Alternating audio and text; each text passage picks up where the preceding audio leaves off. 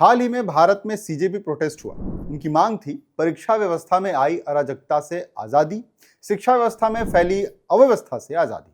आज समाज तेजी से डिजिटल हो रहा है, इसलिए आंदोलन भी डिजिटल होते जा रहे हैं।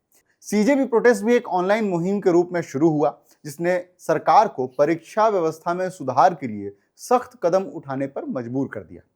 आज हम ऐसे ही कुछ ऑनलाइन आंदोलनों की बात करेंगे, जिन्होंने समाज को एक कदम आगे बढ़ाने में महत्वपूर्ण भूमिका निभाई।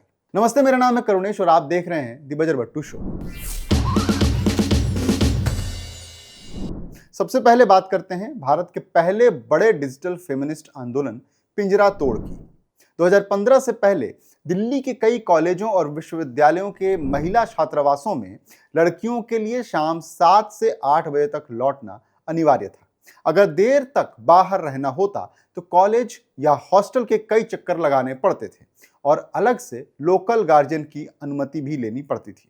दूसरी ओर लड़कों के हॉस्टल में या तो ऐसे नियम नहीं थे या फिर उन्हें सख्ती से लागू नहीं किया जाता था। दिल्ली के अलग अलग कॉलेजों की छात्राओं ने सोशल मीडिया पर अपने हॉस्टल के नियम, नोटिस और निजी अनुभव साझा करने शुरू किए। तब लोगों को समझ आया कि यह समस्या किसी एक कॉलेज की नहीं है, बल्कि पूरे सिस्टम की है। यही विरोध आगे चल करके 2015 में पिंजरा तोड़ आंदोलन बना। इस आंदोलन की पहली मांग थी कि लड़कों और लड़कियों के हॉस्टल में अलग अलग कर्फ्यू टाइम खत्म किए जाए। सवाल सीधा था कि जब छात्राएं वयस्क हैं तो उनके आने जाने का समय कॉलेज प्रशासन क्यों तय करेगा। 2018 में इस आंदोलन ने दिल्ली विश्वविद्यालय के महिला छात्रावासों में 24 घंटे प्रवेश की मांग भी उठाई। उनका कहना था कि सुरक्षा के नाम पर महिलाओं के साथ जेंडर आधारित भेदभाव नहीं होना चाहिए। दूसरी मांग थी कि बाहर जाने के लिए लोकल गार्जियन की अनुमति की व्यवस्था खत्म की जाए। आंदोलन का तर्क था कि विश्वविद्यालय महिला छात्रों को स्वतंत्र वयस्क मानने के बजाय अब भी परिवार के नियंत्रण में रख रहे हैं। साथ ही लड़कियों के हॉस्टल की अधिक फीस, सीमित सीटें और प्राइवेट पीजी में होने वाले शोषण का मुद्दा भी उठाया गया। तीसरी बड़ी मांग थी मोरल पुलिसिंग और ड्रेस कोड का विरोध। डिसेंट कपड़े, पुरुष मित्रों से मिलने पर रोक और महिलाओं के पहनावे पर टिप्पणी जैसे नियमों को चुनौती दी गई। 2017 में आईआईटी दिल्ली के महिला हॉस्टल का fully covered decent dress notice भी काफी विवादों में रहा। इसके अलावा आंदोलन ने यह भी कहा कि महिलाओं को बंद रखने के बजाय संस्थानों को यौन उत्पीड़न की शिकायतों पर निष्पक्ष कार्रवाई करने वाली मजबूत समितियां बनानी चाहिए। सीधी भाषा में कहें तो महिलाओं को नियंत्रित मत कीजिए, बल्कि उत्पीड़न करने वालों और असुरक्षित व्यवस्था को नियंत्रित कीजिए। यह आंदोलन केवल सोशल मीडिया तक सीमित नहीं रहा। छात्राएं रात में सड़कों पर उतरी, हॉस्टल गेट पर प्रदर्शन किया और विश्वविद्यालयों तथा आयोगों को अपनी लिखित मांगें सौंपी। इस आंदोलन ने पहली बार यह समझाया कि हॉस्टल टाइमिंग केवल घूमने फिरने का मुद्दा नहीं है, बल्कि इसका सीधा असर इंटर्नशिप, लाइब्रेरी, इवनिंग क्लास, नौकरी, नेटवर्किंग और राजनीतिक भागीदारी पर भी पड़ता है। कई छात्राएं सिर्फ इसलिए अवसर खो देती थीं क्योंकि उन्हें हॉस्टल बंद होने से पहले लौटना पड़ता था। इस आंदोलन के बाद कई संस्थानों ने अपने नियम बदले, सरकारी स्तर पर भी चर्चाएं हुई और जेंडर आधारित हॉस्टल नियम राष्ट्रीय बहस का विषय बने। हालांकि आज भी कई संस्थानों में अलग curfew time, parental consent, night out प्रतिबंध और मोरल पुलिसिंग जैसी समस्याएं मौजूद हैं। लेकिन पिंजरा तोड़ आंदोलन की सबसे बड़ी सफलता ये रही कि उसने समाज और कॉलेज प्रशासन को उन पिंजरों की पहचान करा दी जिन्हें पहले सामान्य नियम माना जाता था। इन्हीं घटनाओं पर शायर प्रोफेसर रहमान मुसव्विर की पंक्तियां याद आती हैं।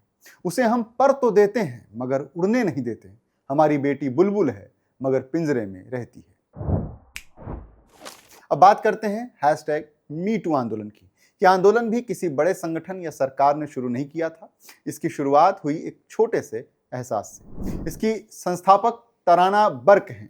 वे अश्वेत और आर्थिक रूप से कमजोर समुदाय की लड़कियों के साथ काम करती थी। एक दिन हेवन नाम की एक लड़की ने उनसे अकेले में बात करने की इच्छा जताई। उसने अपने साथ हुई यौन हिंसा के बारे में बताना शुरू किया, लेकिन ताराना बर्क उसकी पूरी बात नहीं सुन सकी। उन्होंने उसे दूसरे काउंसलर के पास भेज दिया। वजह यह नहीं थी कि उन्हें उसकी तकलीफ की परवाह नहीं थी, बल्कि इसलिए कि वे खुद भी ऐसे ही अनुभव से गुजर चुकी थी। उस पल उनके मन में बार बार बस 2 शब्द आ रहे थे, मी टू, मी टू। और यहीं से इस आंदोलन की शुरुआत हुई। ताराना बर्क के लिए मी टू का मतलब किसी को अपनी कहानी बताने के लिए मजबूर करना नहीं था। इसका उद्देश्य सिर्फ इतना था कि पीड़ित ये महसूस कर सके कि वो अकेला नहीं है। उसके साथ जो हुआ वो केवल उसका निजी बोझ नहीं है, दूसरे लोग भी उसी दर्द से गुजर रहे हैं और उसे समझते हैं। उन्होंने इसे एम्पावरमेंट थ्रू एम्पैथी यानी सहानुभूति के जरिए ताकत देने का माध्यम माना। हालांकि यह अभियान 2006 में शुरू हुआ था, लेकिन इसे वैश्विक पहचान 2017 में मिली। अक्टूबर 2017 में हॉलीवुड निर्माता हार्वी वाइनस्टीन पर कई महिलाओं ने यौन उत्पीड़न और शोषण के आरोप लगाए। इसके बाद अभिनेत्री एलिसा मिलानो ने सोशल मीडिया पर अपील की कि जिन लोगों ने कभी यौन उत्पीड़न या हमला झेला है वे सिर्फ #MeToo लिखकर अपना अनुभव साझा करें। देखते ही देखते लाखों लोगों ने यह हैशटैग इस्तेमाल करना शुरू कर दिया। कुछ ने आरोपियों के नाम बताए, कुछ ने बिना नाम लिए अपनी कहानी लिखी और कई लोगों ने केवल MeToo लिखकर यह बताया कि वे भी ऐसे अनुभवों से गुजर चुके हैं। इसी एक वायरल पल ने वर्षों पुराने इस अभियान को वैश्विक आंदोलन बना दिया।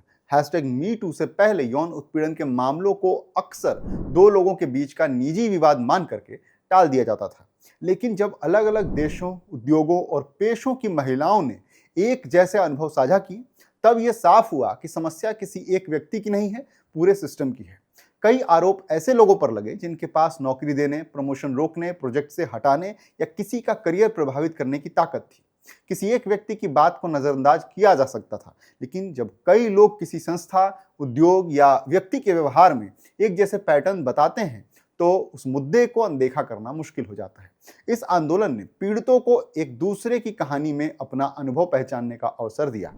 इससे शर्म और अकेलेपन की भावना कम हुई और सार्वजनिक रूप से बोलने का साहस बढ़ा। सोशल मीडिया ने उन लोगों को भी सीधे जनता तक पहुंचने का रास्ता दिया जिनकी बात पारंपरिक मीडिया या संस्थाएं नहीं सुन रही थी। इसी वजह से मनोरंजन, मीडिया, राजनीति, शिक्षा और कॉर्पोरेट जगत से जुड़े कई प्रभावशाली लोगों पर आरोप सामने आए।